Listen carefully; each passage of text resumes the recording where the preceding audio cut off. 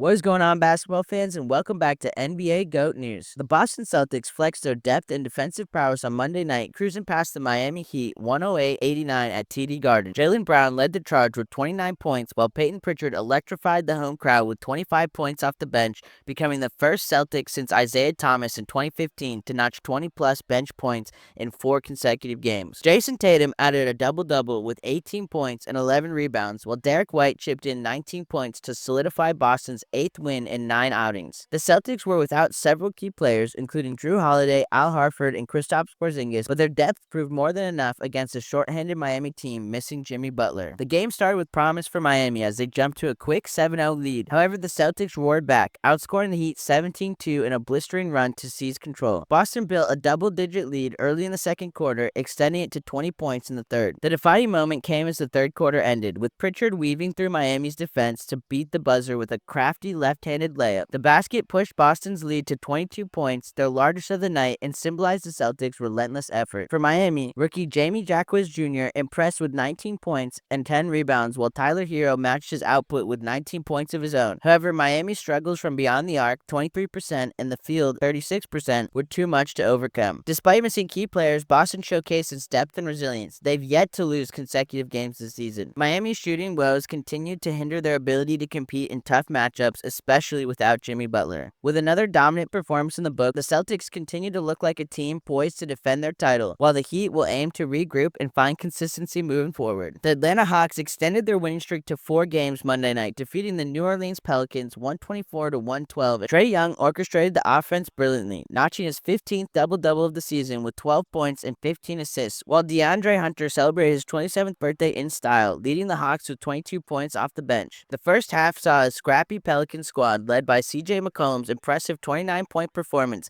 keeping things close despite missing stars Zion Williamson and Brandon Ingram. The Pelicans showed resilience after Sunday's offensive struggles, trailing by just 3 points at halftime. However, Atlanta's dynamic ball movement and depth proved too much in the second half. A turning point came late in the third quarter when Trae Young buried a deep 3 to push the Hawks' lead to 7. Moments later, Hunter followed with another triple, giving Atlanta its first double-digit lead at 83-73. From there, the Hawks' offense found its rhythm, with 7 players finishing in double figures and the team shooting 51% from the field. DeJounte Murray, playing his first game in Atlanta since his offseason trade, chipped in with 7 points and 10 assists, but couldn't help the Pelicans overcome their 9-game losing streak. The Hawks showcased a balanced attack with their franchise record 14th straight game of at least 25 assists, highlighting their unselfish play. Atlanta improved to 11-11 on the season, while New Orleans dropped to 4-18. And the Chicago Bulls delivered a statement performance on Monday night, dismantling the Brooklyn Nets 128-102 at the United Center. Powered by Josh Giddey's first triple-double of the season, Chicago controlled the game's tempo. Giddey put on a clinic with 20 points, 13 rebounds, and 11 assists, marking the 12th triple-double of his young career. The 21-year-old guard orchestrated a balanced Bulls offense, highlighted by Nikola Vucevic's steady double-double of 21 points and 10 rebounds, and rookie Matas Buzelis' efficient 20-point night on 7 for 10 shooting. Brooklyn, already plagued by injuries, struggled to keep pace as they suffered their 3rd consecutive loss. Despite 18 points from Whitehead and Dennis Schroeder's 16-point, 10-assist contribution, the Nets couldn't overcome their fatigue or defensive lapse in the second half. After a competitive first half, the Bulls seized control with a game-changing 13-0 run late in the second quarter. Giddey punctuated the surge with a deep three-pointer, giving Chicago a 50-42 advantage that the Nets would never threaten. Chicago's dominance continued in the third quarter, outscoring Brooklyn 36-22. Giddey's chemistry with Buzelis was on full display, as the duo combined for highlight reel plays, including a slick Giddey assist for a Buzelis basket to close the quarter with a commanding 92-72 lead. The Bulls' shooting was pivotal, finishing the game at 52.2% from the field and draining 16 three-pointers. Chicago has now shot over 50% in 6 consecutive games,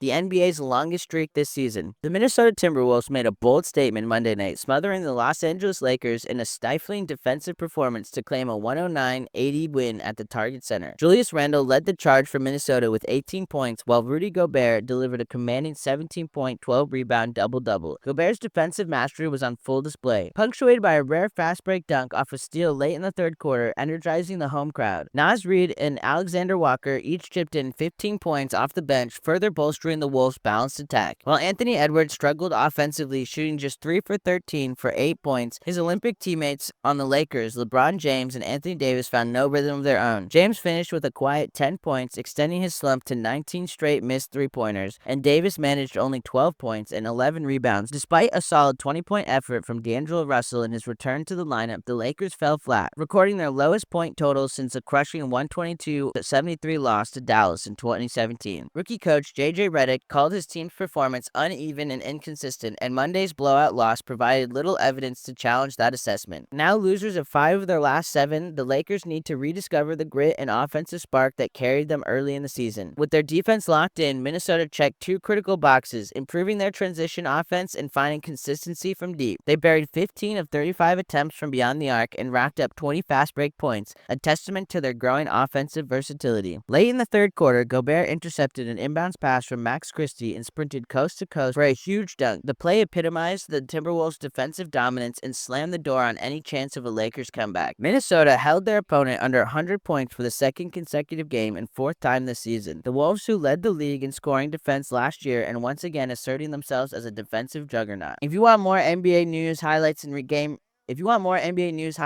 recaps like this, make sure to like, comment, subscribe, and I'll catch you guys in the next video.